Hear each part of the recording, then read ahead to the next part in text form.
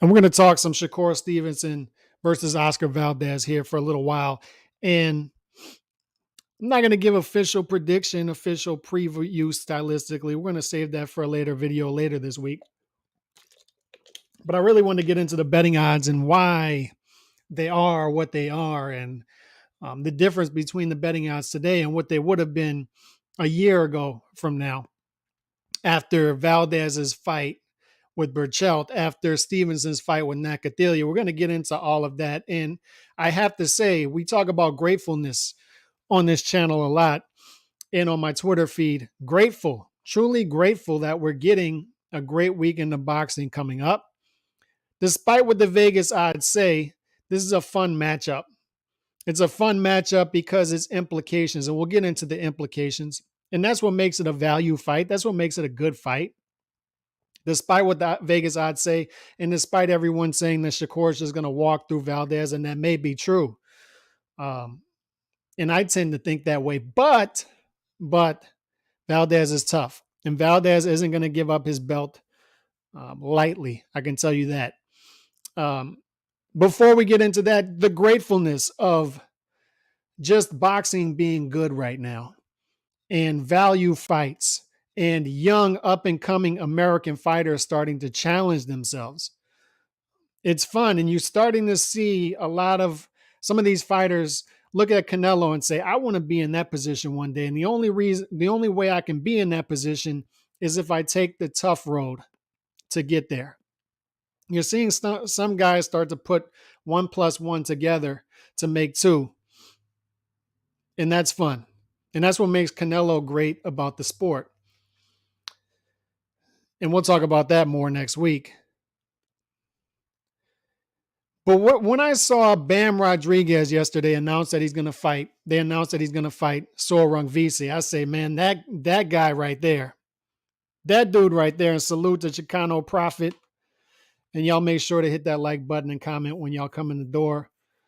And everybody in the archive, because most of my views are archives, make sure to leave a comment below and hit that like button as well.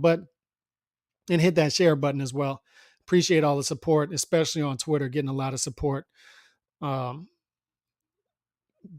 Bam Rodriguez is moving between 108, 115, 108, 112, 115. He beats Carlos Cuadras. And most people are saying it would be good for Bam Rodriguez if he moved back down. If he stays at 115 in this Shark Tank, a guy like Sor Rungvisai is going to come knocking. The thing that makes Bam Rodriguez great is he said, I don't mind if he knocks on the door. I'll answer. So he's following up fighting Carlos Cuadras at 115 on short notice, moving up in weight, by defending against Sor Rungvisai, one of the toughest SOBs in the sport of boxing. Sor Rungvisai, 23 wins in his last 24 fights. His only loss is a decision loss to Gallo Estrada. In that run, he stopped 19 of those opponents, and he fought guys like Chocolatito and Gallo Estrada multiple times. So when you see stuff like this, you have to praise fighters like that when you see stuff like Oscar Valdez and Shakur Stevenson fighting each other, when even boxing fans were saying it would be in their best interest if they let this fight marinate. Yet they still both wanted the fight, still both took the fight. And we have real implications on this fight. You have to praise and respect fighters like that. I swear, man, when I see these pound for pound lists, and when I see these divisional rankings, and when I see fighters who don't test themselves at the top of these rankings, ahead of guys like Bam Rodriguez, and then you see these people say, oh, I need to see 1 or 2 more wins from Bam.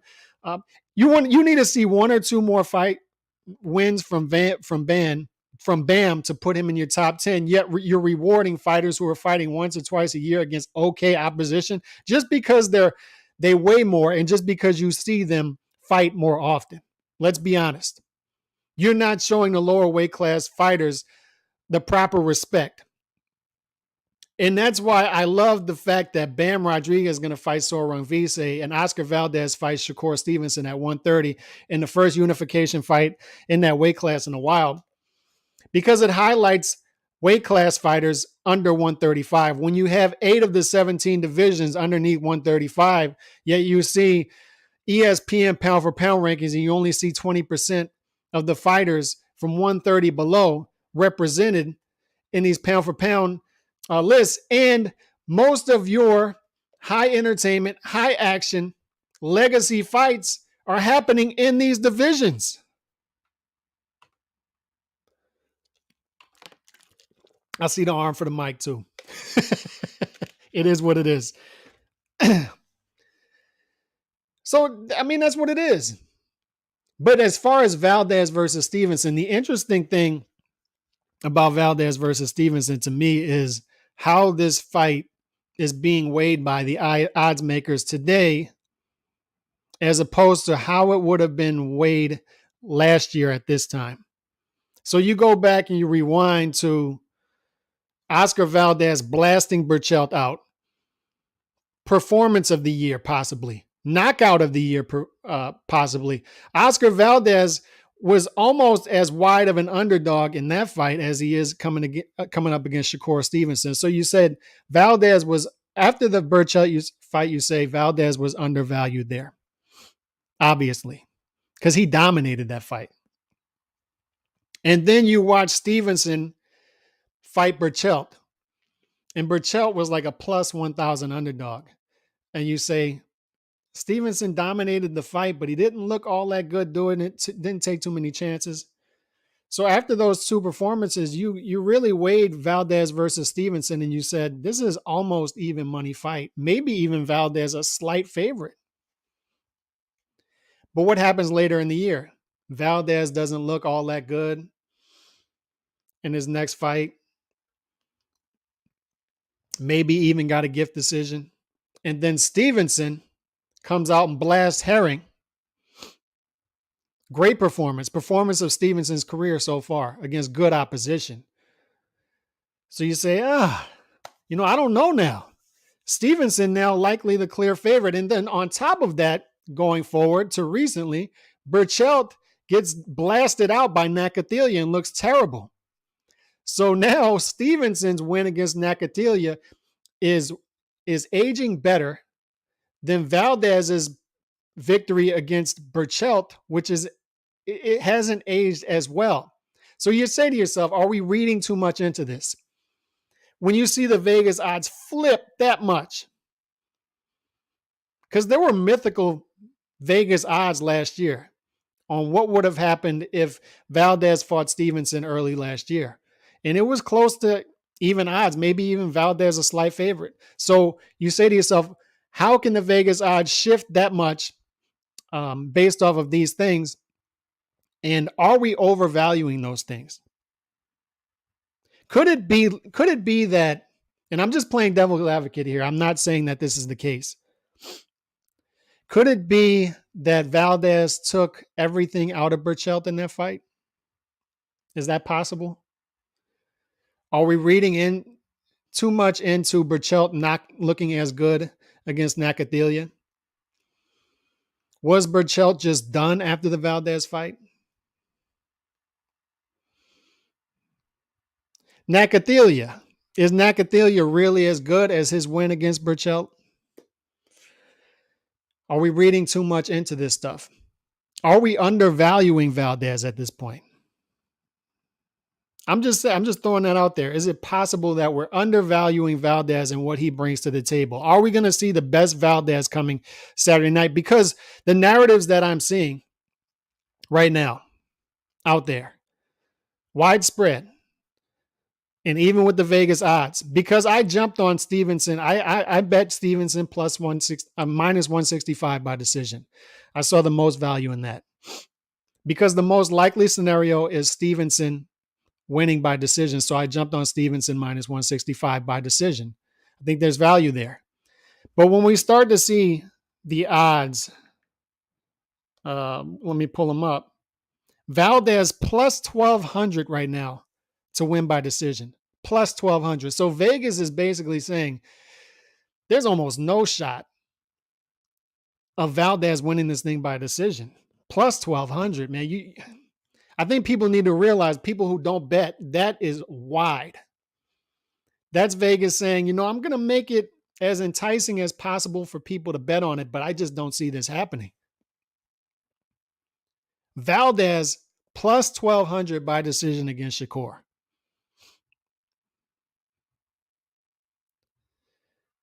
I'll tell you what, even though I bet Stevenson plus 165 or minus 165 by decision, I may even have to bet that as well to hedge because it's too enticing. Are we undervaluing Valdez right now? Is the key question. Because there's no doubt in my mind watching Stevenson fight, like Stevenson's the real deal. And I think Stevenson's ceiling is higher than Valdez's. I'm pretty confident in saying that. But what I'm not confident in saying is that that's the proper value of Oscar Valdez right now. Are we reading too much into his last fight? Are we not reading as much as we should be coming off of the Burchelt fight? Because I know Burchelt is a much different fighter than Stevenson. Stevenson's going to be a tougher egg to crack. He's going to be a tougher guy to get to. Just a completely different fighter and a greater fighter. I understand that. Stylistically more of a problem for Valdez, but we undervalued Valdez big time going into the Burchelt fight. Big time. Let's get to some of these comments real quick. I love this fight. Betting against Mexicans in big fights is always tricky. Countless upsets. That is true. Shout out to Nando. And y'all hit that like button as y'all come in, please. Valdez fights off his jab and setting up his power shots like that. He's going to get washed. He's got to close the gap immediately. And I think that's what he's going to try to do. And that's the key question, right? Is like, if Valdez can apply the proper pressure and stay in Shakur's chest, if he can pull that off, how is Stevenson going to react in a high pressure, higher volume fight? Is he going to be able to keep that volume lower? Is he going to keep this fight in the punches thrown per round 30s to 40s, like somewhere between 35 and 50? Or is Valdez going to be able to pump up the pressure to make this more of a fight to where it's between 50 and 70 punches thrown per round? If so, then we've got ourselves a more interesting fight. Vegas is saying that's not going to be the type of fight that we see. Vegas is saying that Stevenson is going to be able to outbox Valdez and keep him at bay. That Valdez isn't going to be able to keep up with Stevenson's lateral movement. That Stevenson has more crack than he has more punching power than the boxing world gives him credit for as well. I don't know, man. Like, I've been saying for a while, I think Stevenson beats Valdez rather easily. But the more I think about it, and maybe I'm overthinking, when I start to see Valdez plus 1,200 by decision, I can't help but think like maybe a narrative is running that isn't true. And maybe this is a trap. Maybe Valdez will be able to stay in Stevenson's chest and make a fight of this. And we haven't had to see Stevenson yet in a firefight. And I hope that's true. Like I hope I'm coming into this. I'm going to be fully transparent. I'm coming into this expecting a great performance by Stevenson. I'm expecting a performance of the year type of performance by Stevenson. But what I'm hoping is I don't get a performance of the year type of fight. I hope I get a fight of the year type of fight. I don't want to see a performance. We've already seen great performances as of recently, like Fury beating White, great performance. Spence beating Ugas the way he did, great performance. I'm tired of the great performances. As bad as that sounds, I want to see great fights. In order for us to get a great fight here, we have to get a Valdez that is undervalued and can put pressure on Stevenson, can trap him in the ring, cut him off, get him on the ropes. That's the type of Valdez we have to see in this fight. Valdez, we got that one already. Element of truth and all these things. Shout out D-Style Boxing. Twitter and boxing hipsters always be anointing dudes hella early. Yeah, it's true because everybody wants to be on the front end of things, right? We all want to be the ones who said, oh, I was hyping this guy up at the very beginning when it doesn't really matter, right? Because I was hyping up Bud Crawford 10 years ago. It doesn't really matter. Nobody remembers that. It doesn't matter if you're in early or not. It's not like we're buying stock in these guys unless you're betting. But Vegas is already ahead of the curve on Stevenson, so there's not much value in betting Stevenson right now unless you do what I did and just go the decision route. But I just can't help but get this thought out of my head that maybe we are undervaluing Valdez here. And this is right though. Like, and I've been saying it for a while, but it kind of troubles me when I start to see so many people agreeing with me. I start to wonder, like, am I really getting this right? Am I really getting this right? Because so many people out there are saying Stevenson's going to win this fight so easy. It's making me rethink things. And maybe we're all right. I don't know. But shout out D Nice. I picked Stevenson to outclass Herring. I don't think it's going to be one-sided like people think. I hope not. I hope we get a good fight here. I was thinking hedge as well. I'm thinking hedge. When I start to see plus 1,200 for Valdez by decision, I think I might have to hedge. I think Stevenson wins a close, competitive decision. Yeah, and that's fair. But I'm starting to see stuff. People say stuff like 116, 112 Stevenson, 117, 111 is too close. I'm starting to see people say that Stevenson's going to win 10 rounds. He's going to box circles around this guy. I don't know. A loss won't run either guy. I think hopefully it's a great fight regardless. That's what I'm hoping for. I'm hoping for a great fight regardless of the outcome.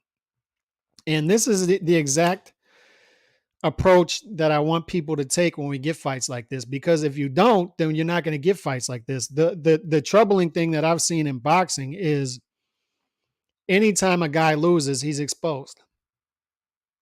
If a guy loses a fight like this, oh, they shouldn't have rushed him so quick. It's what I'm seeing with Bam Rodriguez. When Bam Rodriguez versus Soren Vise was announced yesterday, I think they're moving Bam too fast. That shouldn't be. It makes me feel like promoters and managers are propagandizing people to think and talk like promoters and managers. Your first reaction to Bam versus Soren Vise should be, oh, what a fight. Goodness gracious. That's incredible. The boxing gods have shined upon us today. That should be your first reaction. Your first reaction shouldn't be, oh, I think they're kind of rushing them. I think they need to pull back. No. But when we see, like, say Bam Rodriguez loses to Soren Vise, it shouldn't be, oh, Bam Rodriguez got exposed. No, he's 22 years old. Look what he's taking on. We should be praising him. Win our loss. If he loses, we won't rank him as high, but you still should be praising him. And Valdez versus Stevenson didn't have to happen right now. I saw people saying, marinate this fight. Let it marinate. Yet both guys stepped up to the plate and said, I want this fight. And now we're getting our first unification fight at 130 in a minute. And it makes me talk about implications. The word implications comes to mind when I hear this fight. It's pound for pound implications. Whoever wins this fight should be ranked top 10 pound for pound. And maybe it depends on how they win, but I don't know, man. This is a tough fight for both guys. It enhances both guys' resume, win or lose, and the winner definitely to get that name on your resume as a W. And when you're comparing and contrasting to other fighters in and around the weight class who aren't fighting top opposition, I think this is a top 10 implication pound for pound type of fight for the winner. Also, monetary implications. Whoever wins this fight will have a lot of leverage going into negotiations with other fighters in and around the weight class who aren't fighting top opposition.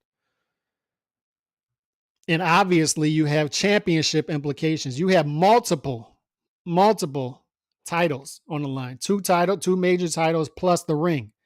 And from what I saw the other day, the ring belt hasn't been on the line at 130 for 14 years. Somebody can fact check me on that, but from what I saw And I think Ring Magazine posted it yesterday.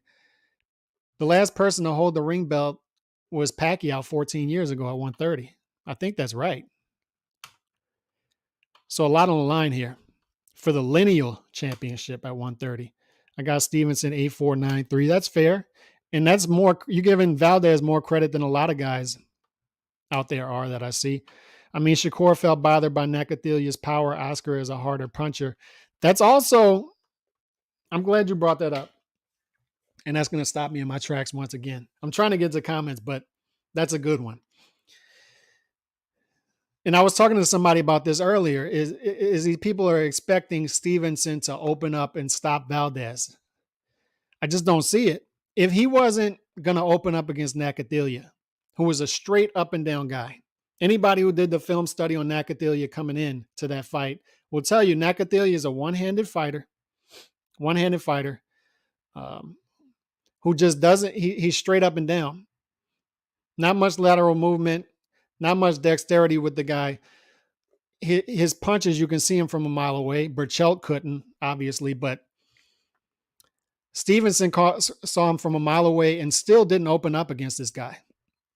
So that tells me Stevenson was bothered by his power a little bit, refused to take chances later in the fight. That was the criticism of Stevenson after that fight. So if he was afraid to open up against Nakathilia, what makes you think he's going to open up against Valdez? A guy who has much more versatility than Nakathilia, can set up his punches better, can fight with both hands. I just don't see that happening. Stevenson is going to have to outbox Valdez for 12 rounds. And if he stops Valdez, it's going to have to be that type of stoppage to where his eyes close, he shuts his eyes, an orbital bone is broken or something like that, where Stevenson is capable of doing that, catching you with shots you don't see. But opening up enough to get a stoppage against the likes of Valdez, it's tough for me to see after watching the Nakathilia fight. Herring just doesn't have the power that Valdez and Nakathilia had. And he was afraid to open up against Nakathilia to take those chances to stop the fight later in the fight, which were there for him. Those chances were available to him.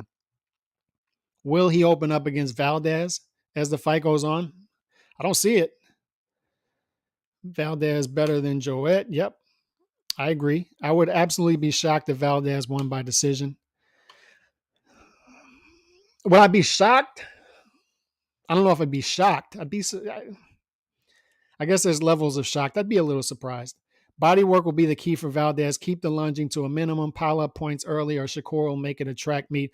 And I agree with that. I think Valdez needs to jump on him early and dig into the body. Easier said than done. It's easier said than done. But that has to be the game plan going in, is to get to the body, slow him down, to try to take the legs away.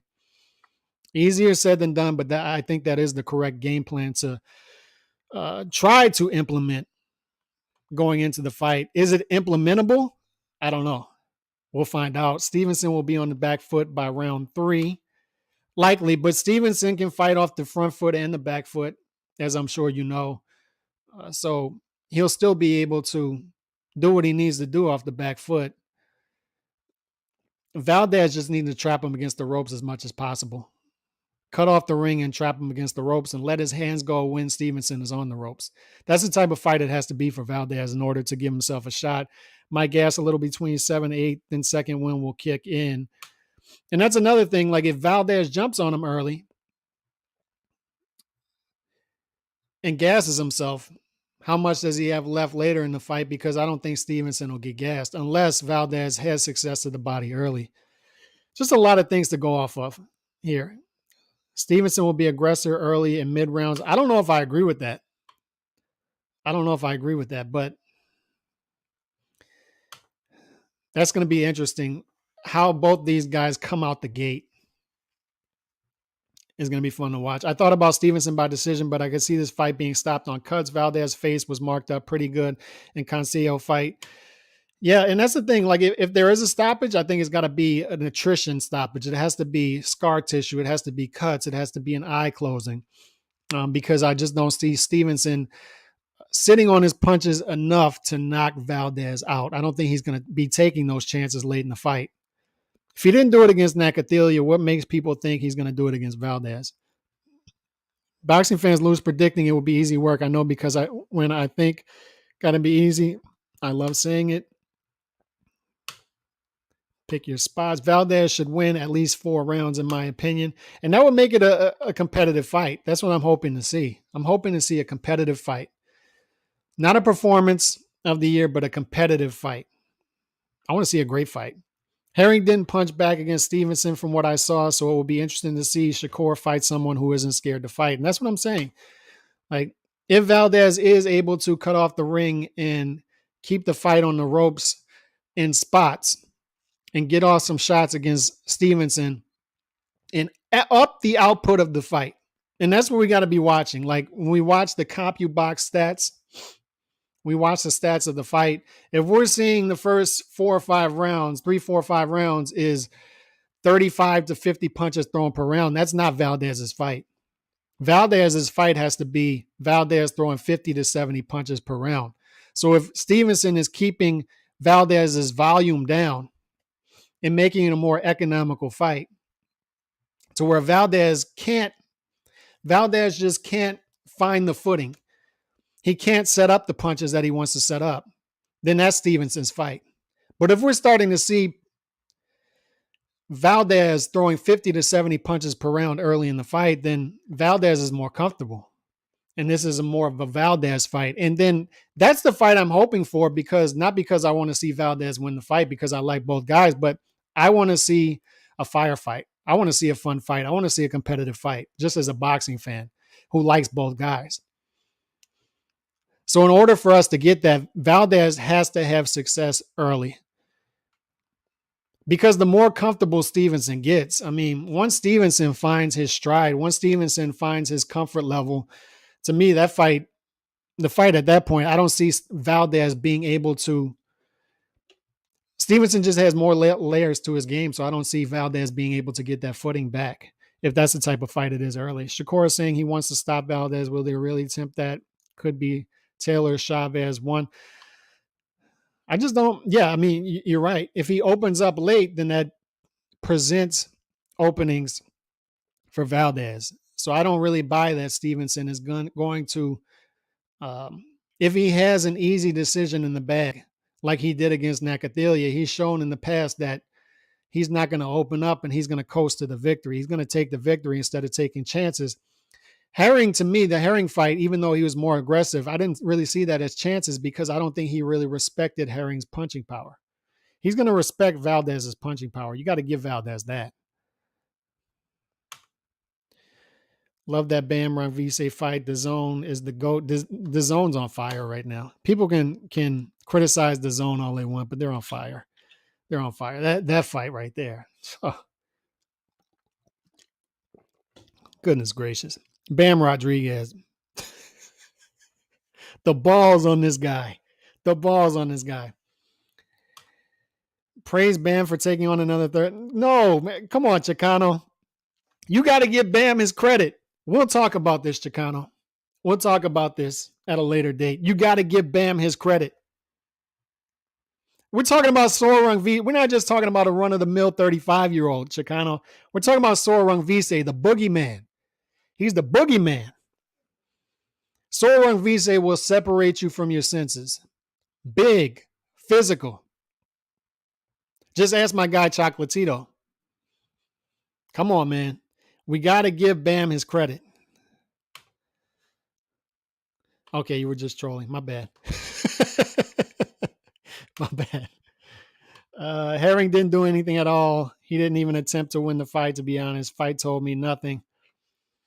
Herring's a good fighter, man. He's a good fighter. I think it gave us a good gauge of where Stevenson's at. But Valdez is a level above Herring, which is true. Sounds like Shakur is going to step to him from round 1. From what I've heard from him, don't doubt be second thoughts after feeling the power.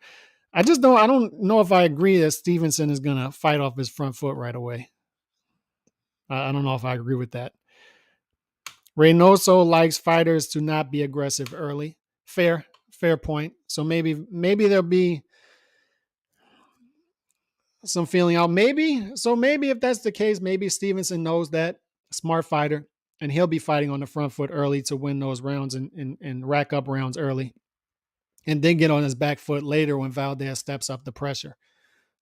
I just think Valdez, if he wants to win this fight, he's got to win some rounds early.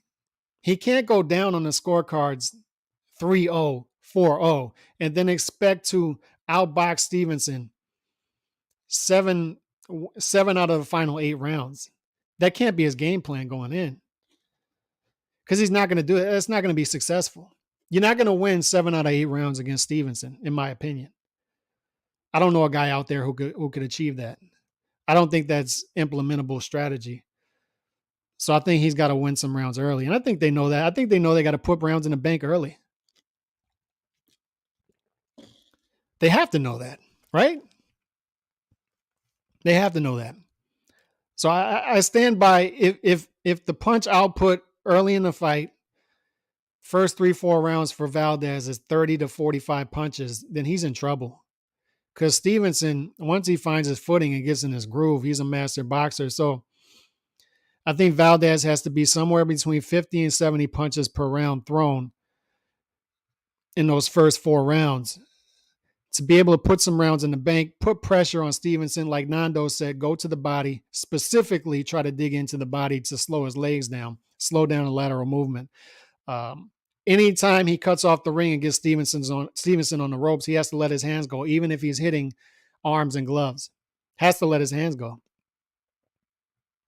That has to be the strategy going in.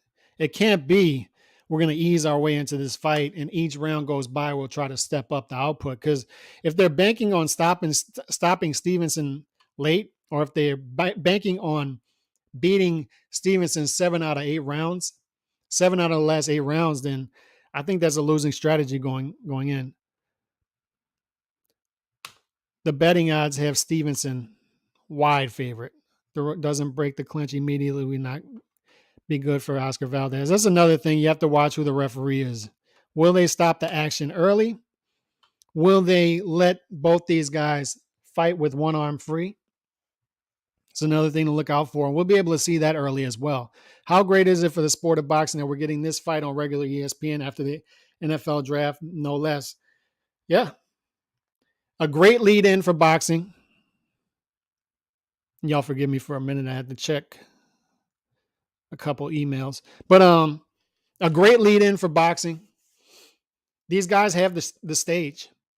And this isn't counter programming the female fight, which is great. Katie Taylor and Serrano, Amanda Serrano. So that fight, from what I hear, ring walks are around 9 p.m.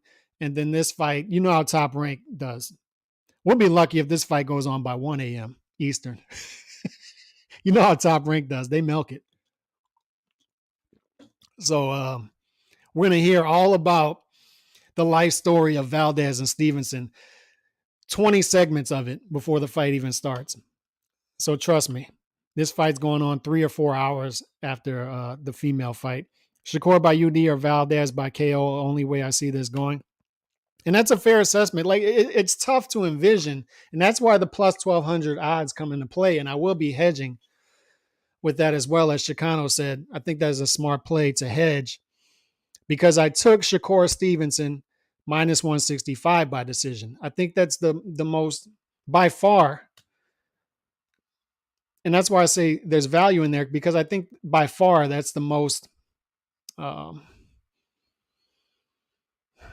it's the most likely outcome by far. But when you start to see plus 1,200 for Valdez, man, I think you got to jump on that as a hedge. Loma can outbox Stevenson if they're in the same division. Yeah, I mean, it's possible. It's possible. So that's one guy you could throw out there for sure. Loma's capable of that, especially fighting a guy coming up. I just hope a fight like that happens. That would be lovely. Valdez has to take at least 2 rounds out the first half and make the others somewhat close to make Shakur in his corner.